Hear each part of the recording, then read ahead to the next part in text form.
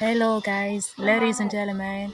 Welcome to my YouTube channel. I want you to know, welcome to our YouTube channel. So I'm happy to meet you again today because we're Friday, and like I promised it before, I said that I will not come to you empty, but with two new expressions so that your English can be, pushed. So reason why I'm here, you know the slogan right now. Let's start the drum. It's our slogan, and so without further ado, let's go for the two expression of the day. And like I promised before, we're gonna learn today two new expression of the day. Mesdames et messieurs, bienvenue sur ma chaîne YouTube. Comme je vous l'avais promis, on va apprendre aujourd'hui deux nouvelles expressions qui vont forcément booster votre anglais. Donc, sans plus tarder, let's go. La première, Alors, la première expression qu'on va prendre ici, ça se dit I'm broke. I'm broke. Yes. Cette expression est utilisée pour exprimer une sorte de sécheresse financière. Imaginez que vous avez un ami qui vous appelle en ce moment, qui vous dit qu'il a besoin d'argent. Il vous sollicite de lui envoyer de l'argent, mais vous en avez pas. Dans ce cas, vous pouvez dire à la personne, Yo bro, listen, I can't send you money right now because I'm broke. C'est dans ce sens qu'on utilise cette expression. Là, sur cette expression, voilà, c'est mon quotidien. On l'utilise beaucoup parce que je suis fauché. Alors, la deuxième expression, on va prendre ici, ça se dit It's up to you. It's up to you. Dans cette expression, je pense que c'est utilisé pour exprimer un certain renvoi de la balle ou bien un droit de décision. Pour être plus clair, pour qu'on tombe d'accord, je vais marier à ma pensée.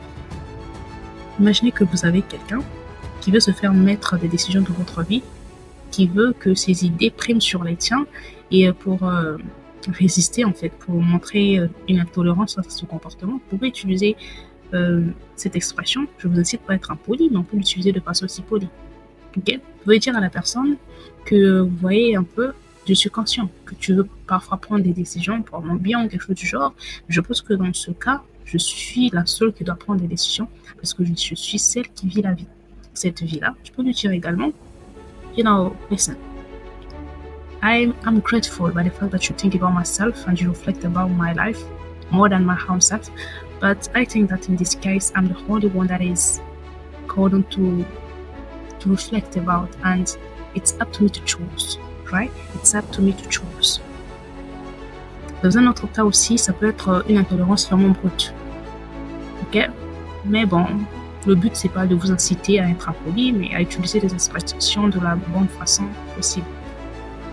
Une deuxième figure de style, vous pouvez l'utiliser pour donner la parole à quelqu'un ou donner, comme je l'ai dit tantôt, renvoyer la balle à quelqu'un sans pour autant compléter la fin de la phrase.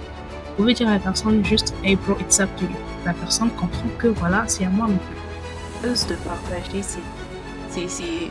comment dirais-je, ces notions avec vous. Et si vous avez aimé, n'oubliez pas de liker, de commenter, de vous abonner pour que nous évoluions ensemble. Et oui, parce que chacun de nous est le carrefour de l'autre. N'oubliez pas, la devise, c'est Let's share the train. Nous partageons tous l'amour de la langue anglaise. Pourquoi pas s'entraider? Well, thank you for watching and following me. I'm over the month, so let's meet for the next Tuesday and Friday. Go. Thank you. Have a good day. Friday.